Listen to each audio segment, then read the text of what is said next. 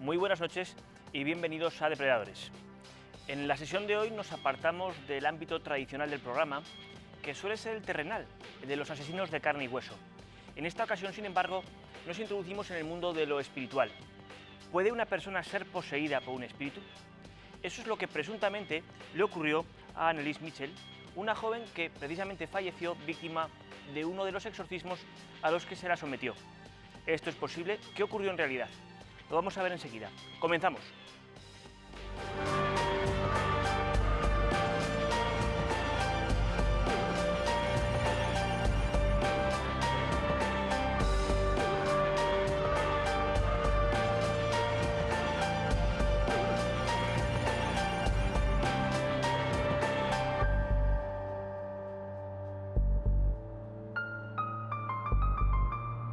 El tema delicado de la posesión infernal. Nos encontramos con síntomas físicos y al mismo tiempo con un aura, con algo que se esconde, algo más espiritual. Por eso esta noche necesitamos dos tipos de expertos muy distintos. Tenemos por un lado a nuestro colaborador habitual. Buenas noches, César. Buenas noches, David. Psiquiatra, que además tendrá su visión científica de los hechos que estudiamos. Pero además tenemos al profesor Carlos Bogdanich, también muy conocido, periodista científico, astrólogo e hipnólogo clínico. Buenas noches. Buenas noches. Imagino que a lo largo del programa comprobaremos que vuestra visión sobre los hechos pues puede no coincidir en algunos aspectos, pero yo creo que esto va a enriquecer muchísimo el programa. Y desde luego os necesitamos para entender qué ocurrió durante aquellos años a la pobre joven alemana que sufrió esa presunta posesión. Si os parece, comenzamos ya. Cualquiera de los dos podéis empezar a recordarnos un poquito por qué 30 años después la historia de esta chica ha dado origen a una película. ¿Qué ocurrió? Pues en síntesis yo diría que la chica de la foto que estamos viendo en imágenes es una mujer alemana nacida en el 52 y que murió de inanición en su casa rodeada de su familia antes de cumplir los 24 años tras 10 meses de sesiones de exorcismos que intentaban sacarle el diablo del cuerpo. Es un caso muy polémico que luego, como podemos entender, ¿no? de conflicto entre que luego lo llevará a un juicio entre la parte médica, la visión médica, la psiquiatría y la parte más espiritual, cristiana, católica, y que posteriormente trascendió a las pantallas en el film llamado pues, El exorcismo de Emily Rose, ¿no? El nombre de esta chica pues ya lo estamos viendo, que es distinto, pero que se inspiró en muchas de las cosas que vemos en la película, sí que fueron las vivencias relatadas por esta chica e incluso está documentado con vídeos, con imágenes y bueno, se puede encontrar por supuesto hasta en internet. Luego hablaremos un poco de la biografía de esta joven, cuya foto vemos ahora mismo, una foto muy sana, muy saludable, que es precisamente de los momentos que precedieron a su empeoramiento de la salud, fruto del propio estado de posesión, presunta posesión.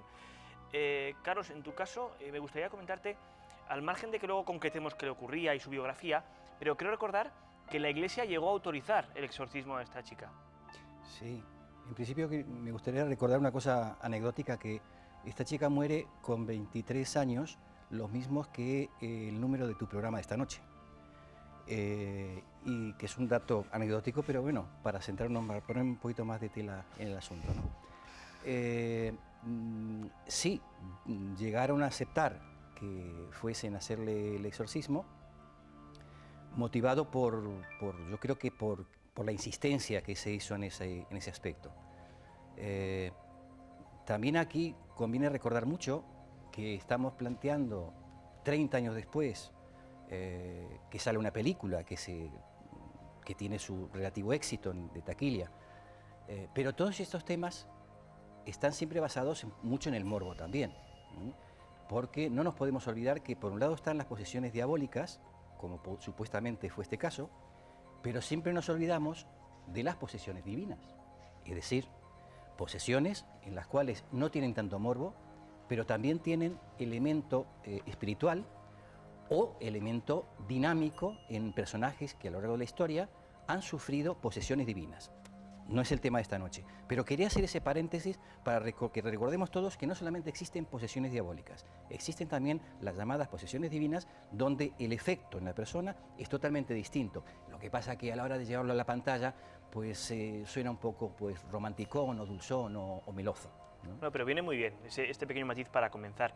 Precisamente el profesor Bogdanich lo que ha hecho ahora es darnos pie a dos preguntas que hay que hacer antes de continuar con el programa. de cara también a los telespectadores, y es concretar muy bien los conceptos de los que se habla en el caso de esta chica. Son los conceptos de posesión, ya sea diabólica o no, pero desde luego posesión, y el concepto de exorcismo. Os lanzo esas dos preguntas. Si os parece, primero, ya que se presumió que la chica estaba sufriendo una posesión, vamos a empezar por ahí, y luego sobre las medidas que se adoptaron, ¿de acuerdo? ¿Qué es exactamente una posesión? ¿Cuándo se habla de posesión?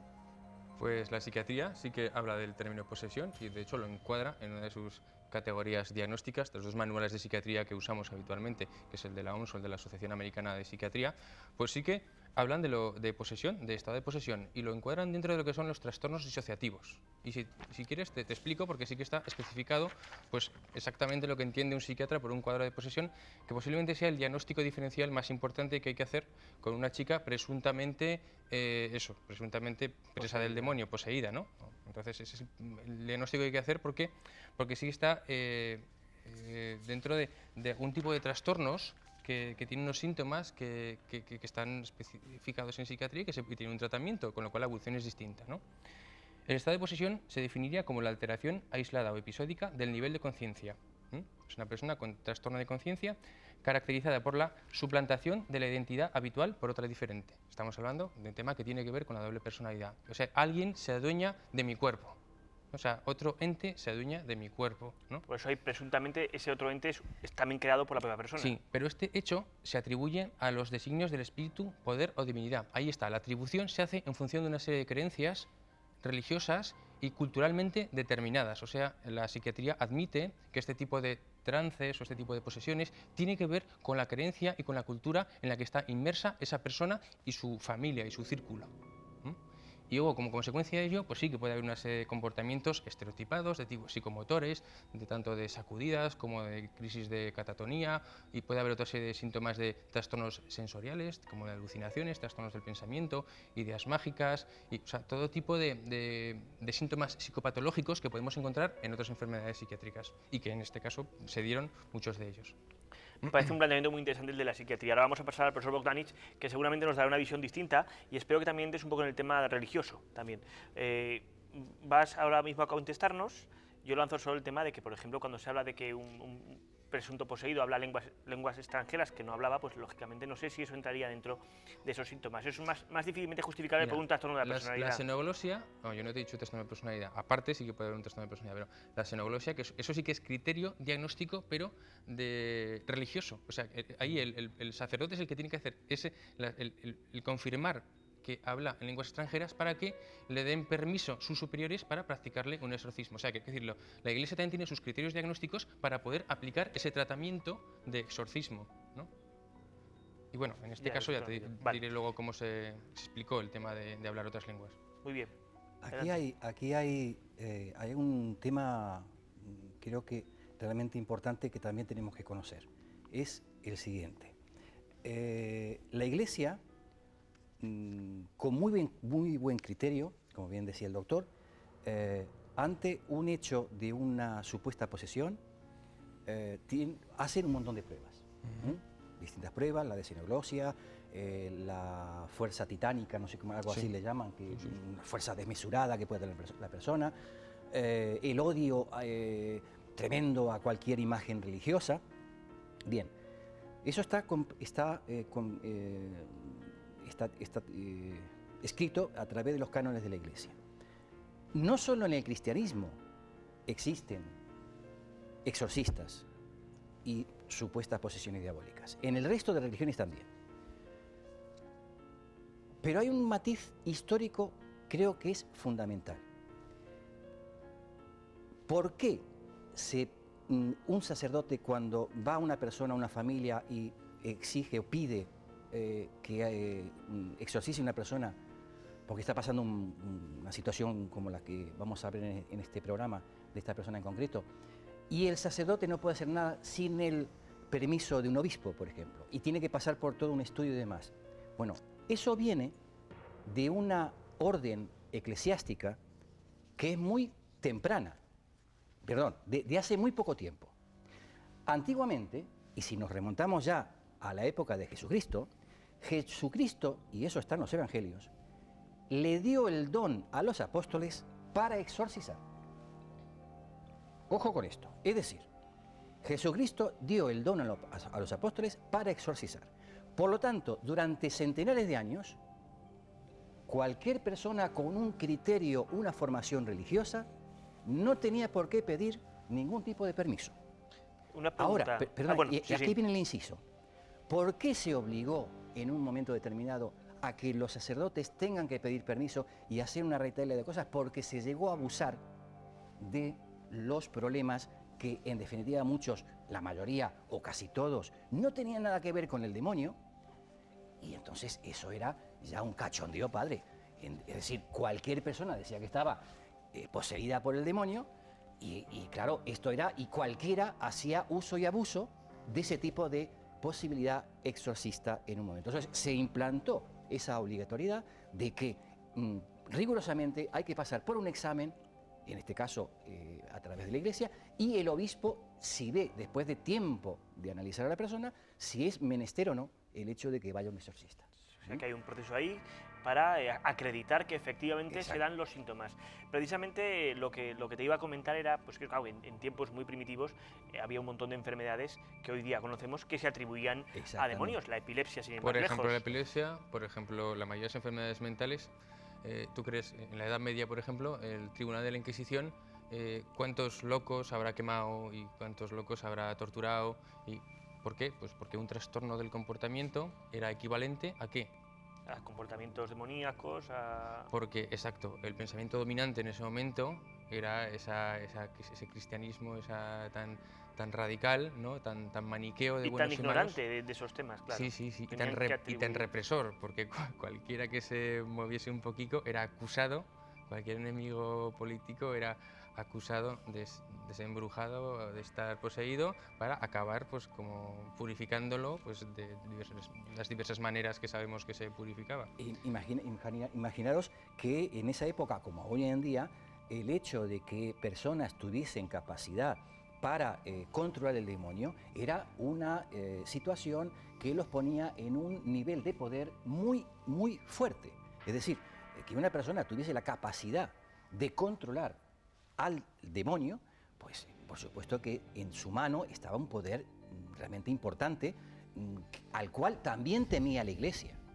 Es decir, porque es que hay que tener las cosas claras, es decir, muchas veces, y con esto no quiero decir que estuviese bien para nada lo hecho en época inquisitorial, pero en el fondo yo creo que la Inquisición nace, bajo mi punto de vista, ante el temor de la pérdida de poder. Y de alguna manera todo eso hace atacar a todo lo que de repente se mueva. Y recordemos los graves errores en los cuales hay muchos personajes históricos, grandes científicos, de toda índole, algunos hasta lamentablemente aragoneses, que han sucumbido justamente por su exceso de sabiduría a las llamas de la ignorancia y del fanatismo. Indudablemente, además recordemos que en los tiempos de las épocas inquisitoriales, efectivamente España tenía pues presencia musulmana, judía, evidentemente se empezó a pensar que se perdía efectivamente esa preponderancia de la Iglesia, ¿no?, cristiana. Antes de continuar con algo tan interesante como el concepto de exorcismo, digamos que cómo reacciona la Iglesia ante estos casos, vamos primero a ver el vídeo que hace un recorrido por la vida hasta el final de esta pobre joven que sufrió esa presunta posesión. Lo vemos. Anneliese Michel fue una joven católica alemana a la que se considera por muchos como víctima de una posesión infernal a mediados de los años 70. Nacida en Bavaria en el seno de una familia muy religiosa, recibió una educación profundamente católica. En 1968, con 16 años, Anneliese comenzó a padecer extraños ataques y se le diagnosticó epilepsia. Permaneció ingresada en el hospital psiquiátrico de Würzburg. Cuando salió, aún fue capaz de completar sus estudios de bachillerato y matricularse en 1973 en la universidad. Sin embargo, durante todo ese tiempo, Anneliese aseguró escuchar voces de ultratumba y ver visiones demoníacas que atribuyó a una posesión infernal. Los médicos que la atendieron no encontraron una explicación satisfactoria a los padecimientos de la joven, por lo que los padres optaron por pensar que su hija, en efecto, estaba poseída. En verano de 1973, los padres acudieron a la parroquia local solicitando a los religiosos que su hija fuera sometida a un exorcismo. En principio, la petición fue rechazada, ya que la doctrina de la Iglesia Católica con respecto a estas prácticas es muy estricta. Sin embargo, después de varias acciones por parte de Annalise, como negarse a ingerir alimentos, comer insectos, beber su propia orina, gritar por su casa durante horas hasta que escupía sangre, romper crucifijos o rasgarse la ropa, se reunieron las condiciones suficientes para considerar a la chica endemoniada, por lo que se autorizó la realización de un exorcismo siguiendo los pasos del Rituale Romanum. En septiembre de 1975, el obispo de Würzburg, Joseph Stang, asignó al padre Arnold Renz y al pastor Ernst Alt la orden de llevar a cabo el exorcismo sobre Annalise Michel. Durante las sesiones, Annalise manifestó estar poseída por hasta 6 demonios diferentes, incluidos Lucifer, Caín, Judas, Iscariote y Nerón. El exorcismo se prolongó durante 1 año y finalmente Annalise murió a los 23 años. Está registrado que las últimas palabras que la joven dijo a su madre fueron «Madre, tengo miedo», y que la última frase que dirigió a los exorcistas fue «Por favor, pidan la absolución». La autopsia de Annalise atribuyó el fallecimiento a la desnutrición y deshidratación. Antes de eso, se había destrozado las rodillas en ataques de genuflexión compulsiva. Los padres y los curas que realizaron el exorcismo fueron procesados judicialmente 2 años después, en 1978, y hallados culpables de negligencia médica. Dadas las confusas circunstancias, se dictaminó una sentencia suave, 6 meses, y libertad condicional bajo fianza. En el caso que estudiamos llega un momento en que se dan los suficientes indicios para confirmar que puede tratarse de una posesión infernal. Y ahora lanzo a los invitados, ¿no? Y entonces, ¿cuáles son las soluciones que ante un caso así presenta la ciencia y la religión? Estaríamos hablando de un exorcismo, y explicarás ahora enseguida en qué consiste, y cómo actúa un doctor, un psiquiatra en estos casos.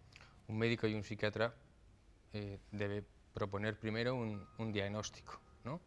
Incluso yo diría que el mismo sacerdote tiene que hacer un diagnóstico diferencial y cada vez hay más coordinación entre la parte espiritual y la parte médica. De hecho, he estado mirando estos días la página del padre Fortea y plantea una serie de formas de colaborar y de diagnosticar lo que realmente pueda ser más tratado desde el punto de vista espiritual, consejo espiritual o ritual religioso, y lo que es más ritual o ritual médico o tratamientos médicos, ¿no? Decir que eso, que el último exorcista reconocido de aquí de nuestro país, tras 100 exorcismos, hablaba de que solo en 5 había encontrado realmente datos fundados que a él le habían parecido que se escapaban a la explicación de la psiquiatría. Quiero decir que realmente la religión reconoce eso. Igualmente la psiquiatría respetuosa con la religión, que cada vez lo debe ser más y no debe ser absolutista ni fanática la psiquiatría, pues también tiene que darse cuenta que hay casos en los que un exorcismo es el menor de los males, ¿no? Entonces, el diagnóstico primero, saber lo que no es para no equivocarse en el tratamiento, ¿no? Pues saber que si esta chica, por ejemplo, murió de hambre, pues si hubiera estado en un hospital, pues se le hubiera posiblemente alimentado como a una chica que no quiere comer, como a cualquier otra anoréxica, y no hubiera muerto de hambre. Hubiera muerto de otra cosa a lo mejor, pero no hubiera muerto de hambre, ¿no? O sea, un buen diagnóstico diferencial. Y en eso, las distintas causas, ¿no?, que pueden dar lugar a un comportamiento parecido al que tenía nuestra protagonista de hoy, pues podemos encontrar variadas, ¿no? Unas que tienen más que ver con la epilepsia, otras que tienen más que ver con la paranoia, otras que tienen que ver más con la histeria o con el trastorno de personalidad. Entonces, generalmente hay una combinación de causas en cada paciente que debe ser abordada independientemente. Por ejemplo, en este caso en particular, sí que esta chica tiene un diagnóstico de epilepsia, ¿no? Y el diagnóstico de epilepsia se sabe cuál es, y se sabe que es una reacción, un trastorno cerebral, son reacciones eléctricas cerebrales anormales y que pueden mejorar, ¿no? Y que a veces van acompañadas, eso, incluso de reacciones psiquiátricas, o sea, de reacciones que parecen una psicosis, de trastornos de motores, de trastornos de las sensopercepciones, que también tienen un tratamiento a veces farmacológico. Y luego hay una parte más de tipo creencia y una parte más de tipo personalidad o más de tipo conflicto, que se puede analizar desde el punto de vista de la psicoterapia, pero eso son generalidades casi desde cualquier trastorno psiquiátrico. Habría que ver cuál es la combinación de factores y de causas concurrentes en esta paciente en cuestión, ¿eh? O sea, hacer un análisis, un diagnóstico, para luego poder poner esas medidas, ¿no? De acuerdo. Bueno, profesor Bogdanich. Yo estoy muy en acuerdo con lo que acaba de decir el doctor, sobre todo porque me alegra el hecho de ver, y sobre todo en el doctor, que es una persona joven, y que eso da luz al futuro de la medicina en el mundo de hoy, al hecho de que se vaya contemplando ya el factor físico y el factor alma, o el factor espiritual y el factor de los procesos biológicos de la persona, ¿no?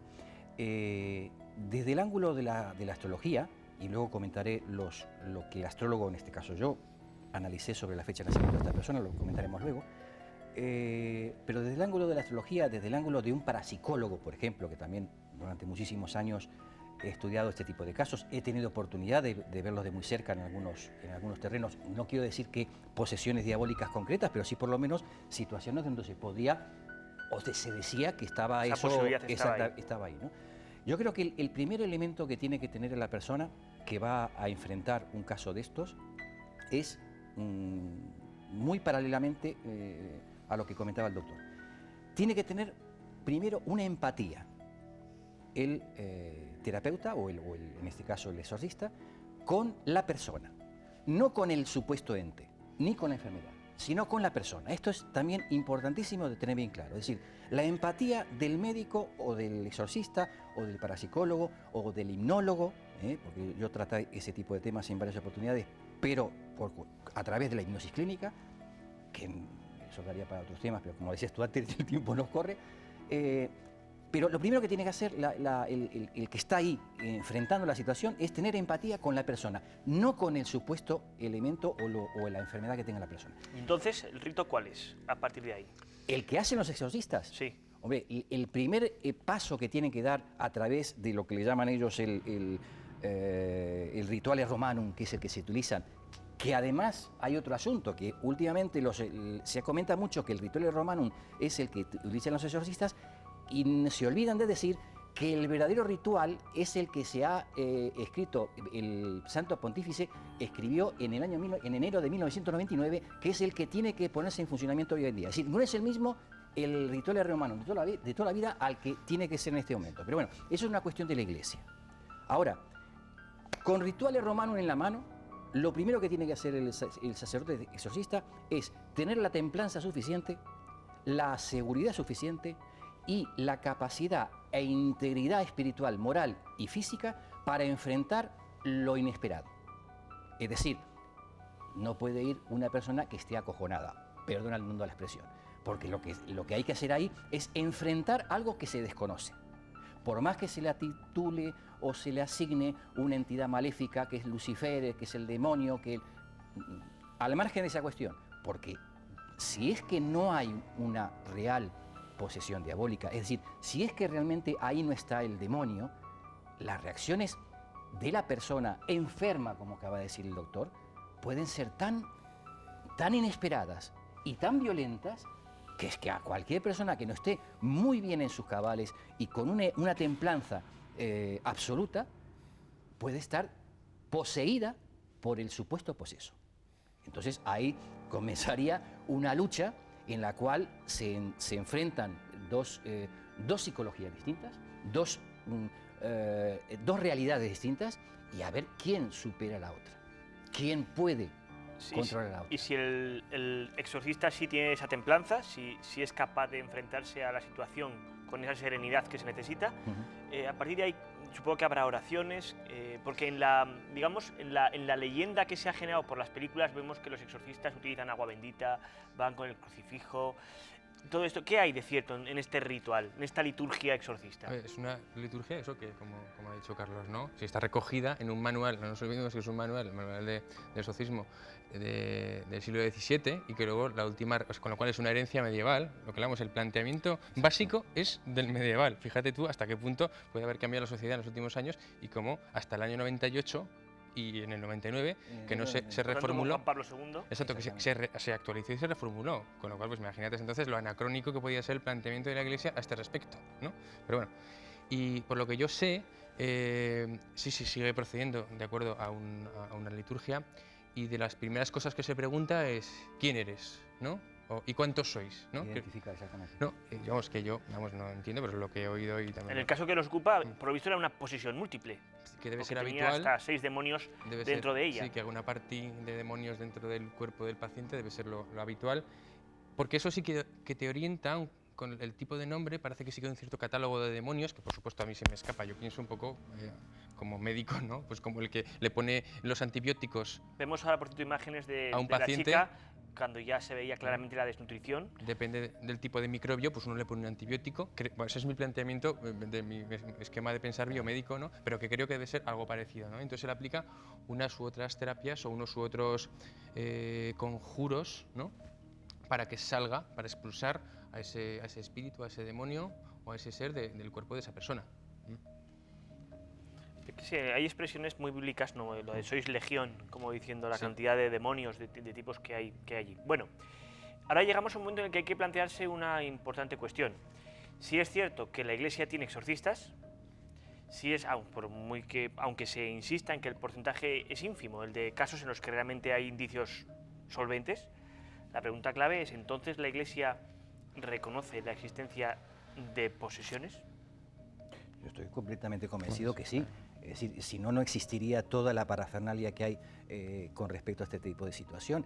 Y de alguna manera, si hemos pasado siglos y siglos ante la ignorancia de determinado tipo de enfermedades, hasta que llega la ciencia y descubre los medios para poder resolverlas o el origen de las mismas, pues lo mismo tiene que pasar en la religión. Es decir, en la religión también tiene que haber un proceso en el cual se van actualizando cosas. Lo que pasa es que siempre parece ser que se llega a un determinado punto donde hay una puerta que no se puede abrir.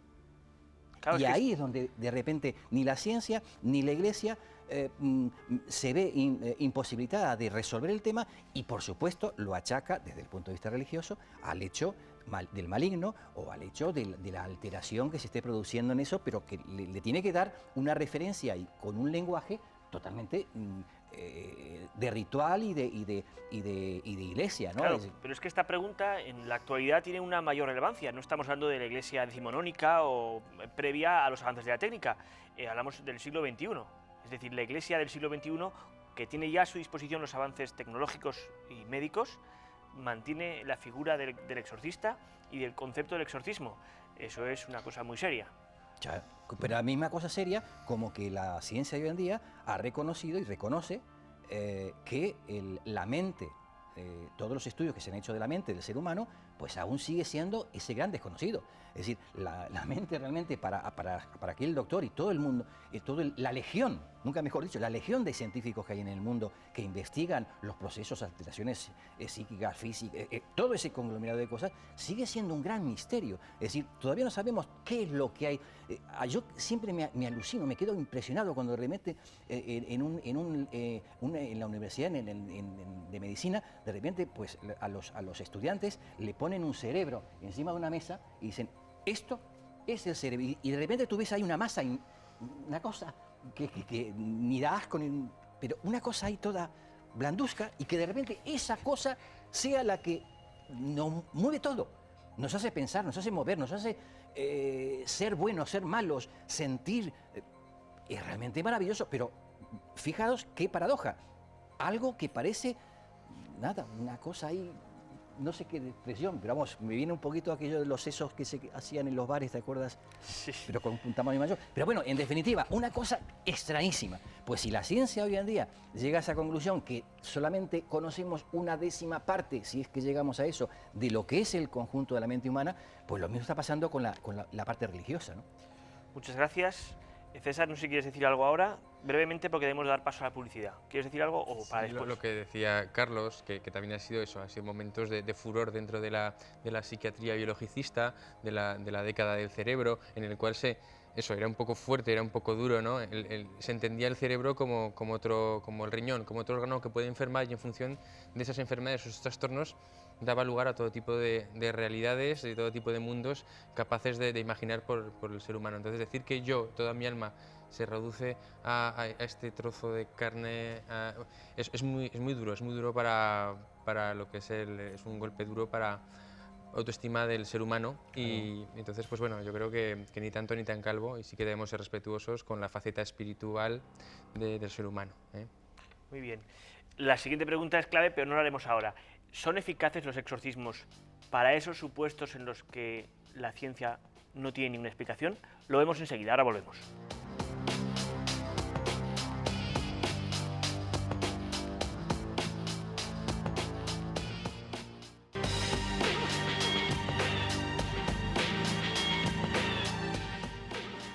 Aproximadamente en torno al 5% de los casos en los que se sospecha que puede darse una posesión, la ciencia no encuentra respuesta.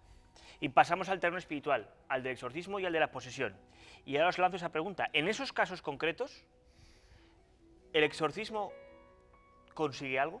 ¿Es eficaz? Yo creo que sí. Creo que sí por una razón. Porque, insisto, como lo que decía antes... O sea, ¿te consta que los exorcismos han conseguido bueno, por supuesto, resolver? Por supuesto, como también el mundo médico, el mundo científico, ha resuelto casos para demostrar que no había tal posesión. Correcto. Es decir, eso ya lo hemos descartado. Exactamente. Y nos hemos quedado con los casos misteriosos en los que la ciencia no ha podido dar respuesta. Y en esos casos, el exorcismo sí ha tenido... hemos tenido casos, además, en los años 60, aquí en pleno Zaragoza, un caso muy importante que en el mundo del exorcismo se comenta y se estudia muchas veces, en donde el efecto a posteriori del exorcismo que se hizo tuvo un resultado muy positivo. ¿Qué caso es ese? Fue un colegio de aquí, también con una chica, una movida hubo tremenda, no recuerdo en este momento qué colegio, es un colegio de monjas de aquí de Zaragoza. Y bueno, ese caso en concreto, la persona... estaba demostrado que había ahí una posesión diabólica y todo el proceso que hicieron el sacerdote en ese momento, el padre Sola, creo que fue en aquel entonces, el resultado fue exactamente eliminar completamente la situación negativa de la persona. En el caso que estudiamos, supongo que la cosa no fue tan bien, ¿no, César?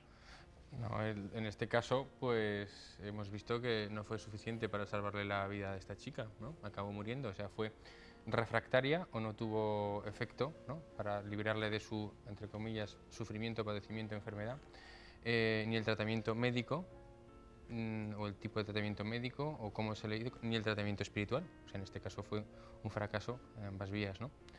Lo que te quería yo decir para añadir, ¿no?, desde el punto de vista de la psiquiatría, a lo que decía Carlos, y la psicología experimental, lo que sí que se ha demostrado es el poder de la sugestión, del ritual. En eso también quería entrar más tarde, pero adelante. Exacto.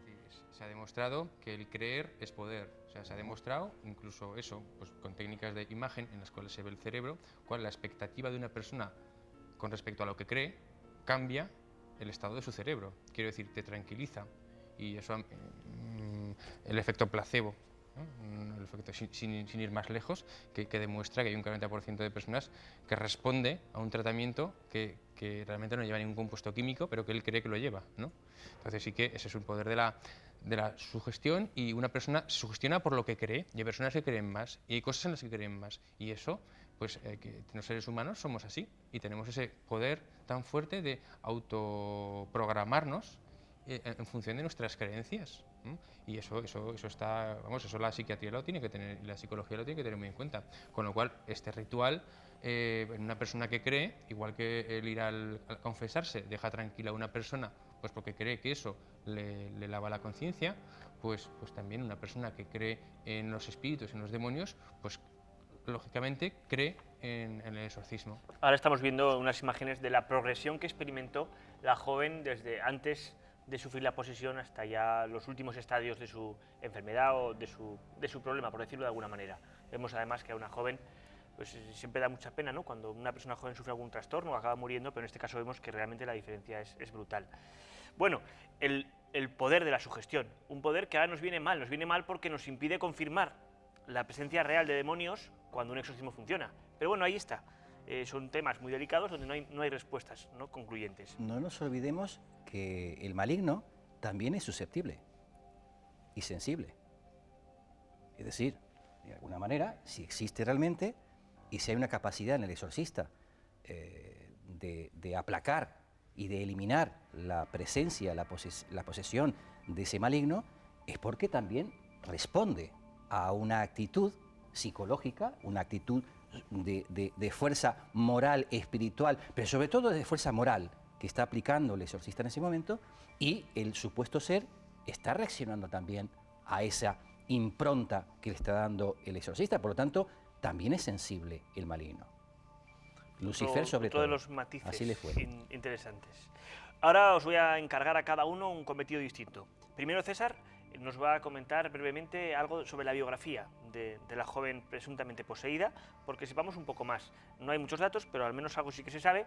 Y después el profesor Bogdanich ha tenido la consideración, además, y nos va a venir muy bien, de pues, trazar la carta astral.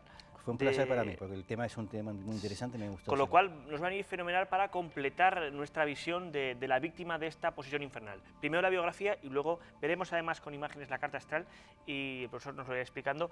No vamos muy de tiempo, entonces habrá que ir un poco a lo concreto, pero perfecto. Bueno, cuéntanos, César, entonces esta chica de dónde sale, ¿quién es? A ver, yo sé poco de la biografía, sé lo que pone en todos los sitios, que fue educada en el seno de una familia de profundas convicciones católicas, y que empezó a tener problemas a los 16 años, donde ya se le diagnosticó de epilepsia además, con una focalidad en una parte del cerebro que es el lóbulo límbico y que está asociado a otra serie de fenómenos psiquiátricos que justificarían parte de sus síntomas, que eso no le impidió acabar el bachiller y que posteriormente incluso comenzó estudios universitarios durante unos pocos años y que realmente fue al salir de casa pues cuando tuvo esa gran crisis, ¿no?, de comportamiento que ya le acabó con su vida, ¿no?, y ya la inhabilitó para hacer vida normal. Crisis que, por cierto, no se solucionó con el retorno a casa. Es decir, porque es verdad que parece coincidir el momento en el que abandona el hogar paterno y se va a estudiar fuera con el comienzo de sus dolencias espirituales o no. Pero desde luego la vuelta a casa que se produjo finalmente no solucionó nada. Ya nunca más se recuperó y fue de hecho a peor. Sí, eso a veces también lo vemos, ¿no?, que son momentos en el desarrollo de una personalidad, el desvincularse de una familia, sobre todo cuando es una familia pues muy unida o muy protectora o con unas convicciones así muy rígidas. Luego el salir al mundo exterior y buscarte un poco la vida te crea una serie de conflictos, que es una crisis de desarrollo de la persona y que es momento en el que muchas veces irrumpen psicopatologías, un momento de crisis que a veces es el debut de trastornos mentales. Vimos la casa, efectivamente era una familia muy religiosa y tenía pues desde imágenes y demás. Bueno, ahora pasamos ya, una vez que vemos estas imágenes de Anneliese Michel, vamos a pasar ahora ya a la carta astral. Como tenemos los datos de la fecha de nacimiento, entonces ahora el profesor Bogdanich nos va a explicar. Vamos a ver la imagen ya de la carta astral y escucharemos al profesor cómo nos va explicando un poquito si había algún tipo de predestinación.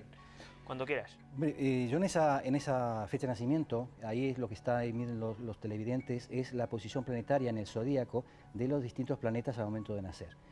Como podéis ver, a simple vista se observa que hay una conglomeración de planetas en un sitio determinado. Es decir, donde está el sol de nacimiento, el círculo con un punto que a la derecha de la pantalla. El punto rojo, ¿no? Exactamente, el círculo con un punto central. Y luego están los distintos planetas: Mercurio, Saturno, Venus, la Luna y Neptuno. Están todos, ahí lo podemos hacer mejor gracias a tus queridos técnicos, que buenos técnicos tienes aquí. Tenemos un gran equipo, efectivamente. Aquí lo podemos ver más claramente, es decir, posiciones planetarias en las cuales ya se está vislumbrando un desequilibrio energético en la persona, desde el momento de nacimiento. Un punto importante antes de comentar más de la carta astral. La fecha de nacimiento, según el estudio pitagórico del nacimiento de la persona, que fue el 21/9 de 1952, da, según la simbología pitagórica, el número 2, que es la dualidad. Punto primero para tener en cuenta sobre esta persona. Dualidad que inclusive la psiquiatría, y el doctor lo ha comentado en un momento, esa doble personalidad. Eso estaba marcando ya por la fecha de nacimiento. Nace en el año 52, que es el año del dragón. El año del dragón simboliza para las personas que nacen en ese año la necesidad absoluta y vital de salir y de hacer y de ver reflejado todo aquello del mundo interior plasmado en la realidad, cosa que en la persona esta no se pudo realizar. Pero volviendo al gráfico de nacimiento, ahí vemos una complejidad de situación planetaria, es decir, el planeta que tenemos a la derecha en la parte superior, que es Neptuno, está junto con la Luna, que se ve claramente el símbolo. Neptuno rige la parte psíquica del individuo, la Luna está en conjunción, la Luna significa la imaginación. Este gráfico, si un astrólogo en el año 1957 o 1960, pocos años antes de morir esta persona, le hubiese hecho un estudio astrológico, hubiese predeterminado tranquilamente que aquí no había ningún demonio, sino que aquí había una alteración psiquiátrica profunda desde el nacimiento. Y aquí hay un punto importante para recordar. Comenta también la biografía de la chica esta, que ella hablaba diciéndole a la gente, en los momentos en que no tenía ninguna sensación de posesión, que ella tenía la posesión de tal demonio, de tal demonio, de tal demonio y de tal demonio. Vamos a ver, no se ha visto nunca ningún poseso que esté hablando de lo que realmente está poseso. No sé si me he explicado. Sí, es decir, que él no sabe la identidad de lo que tiene dentro. Que está posesa, cuando solamente sufre los avatares de ese tipo de situación, cuando realmente hay algo dentro de ella, pero no es consciente ni racionaliza lo que son los demonios que pueda tener dentro. Entonces, eso también llama un poco la atención. Por lo tanto, desde el punto de vista astrológico, en el caso de esta pobre chica, de Anneliese Michel, desde un punto de vista astrológico, aquí no existía posesión. Aquí ha existido, lamentablemente, un error es decir, que ya traía una especie, como se suele decir cuando hay un foco irritativo en una persona, que a lo mejor en toda la vida no se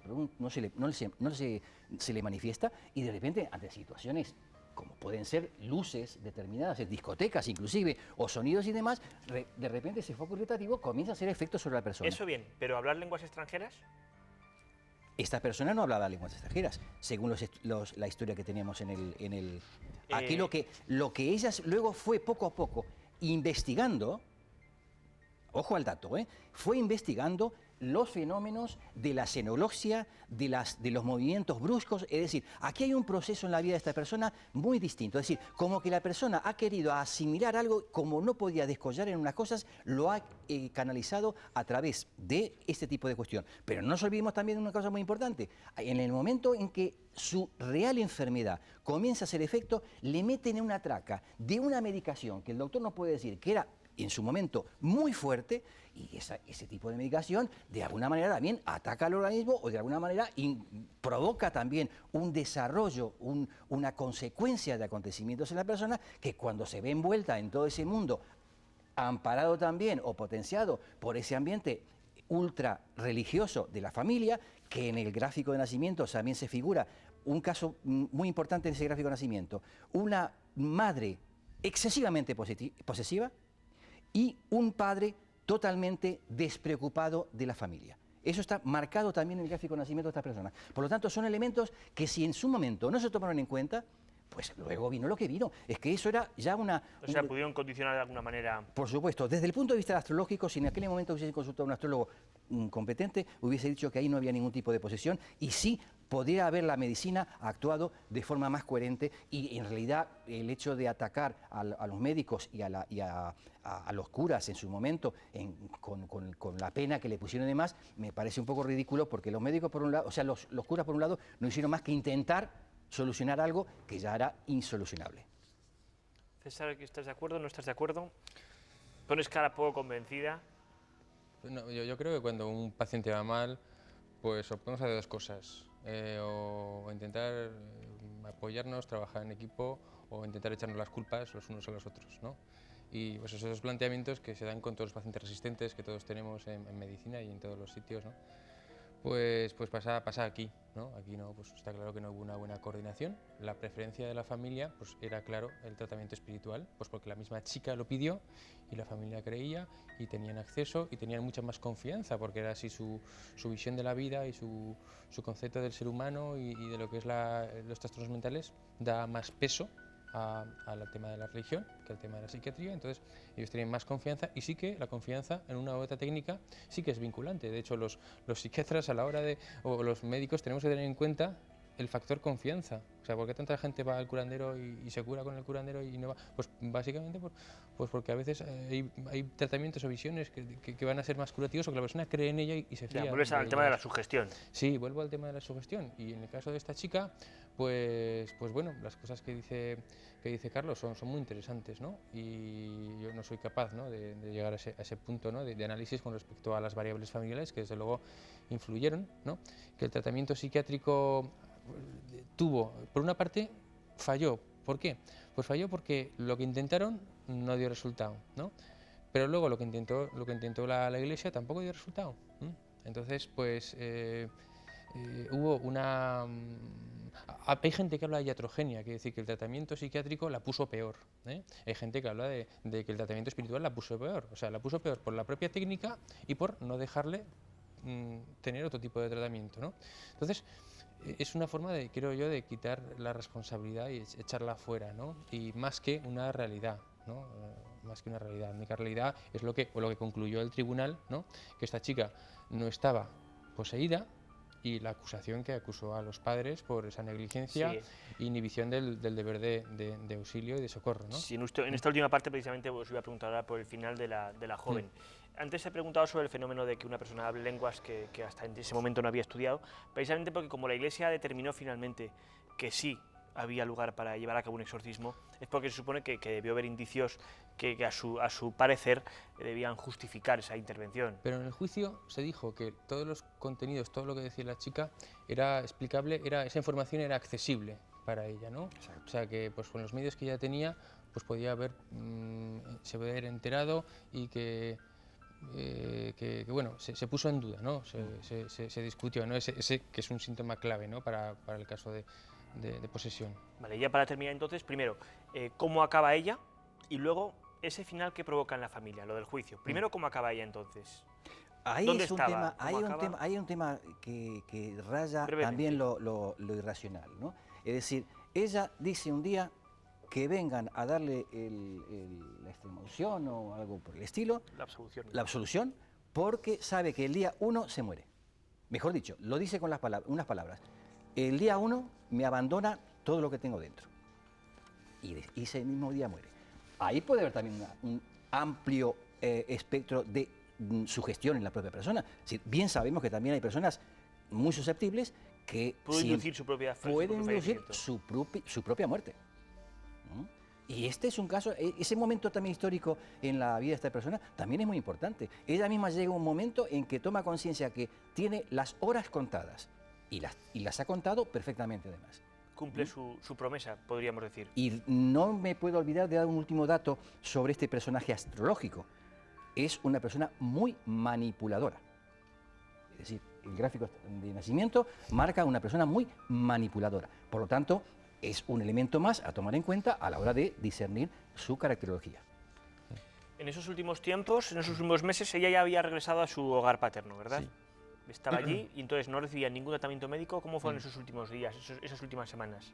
Pues esas últimas semanas, lo que digo, esos últimos meses de su vida, recibió una dosis de exorcismos a razón de 2 exorcismos por semana, y ello no impidió que hubiera un deterioro físico, primero por la ausencia de hidratación y de comida. O sea, tenía un trastorno de conducta alimentario tan grave que vemos en los psicóticos y en las anorexías nerviosas graves, que era de comer bichos, de comer objetos, pero no comer comida porque ya esa comida estaba maldita o envenenada, que es típico también de enfermos paranoides. Se destrozó las rodillas haciendo genuflexiones, pues como ritual compulsivo catatónico, ¿no? Como vemos a veces también en pacientes psicóticos, y se le permitió que lo hiciera, ¿no? Ahí estamos, el tema de ahí ya no había presencia médica. Claro, se le permitió.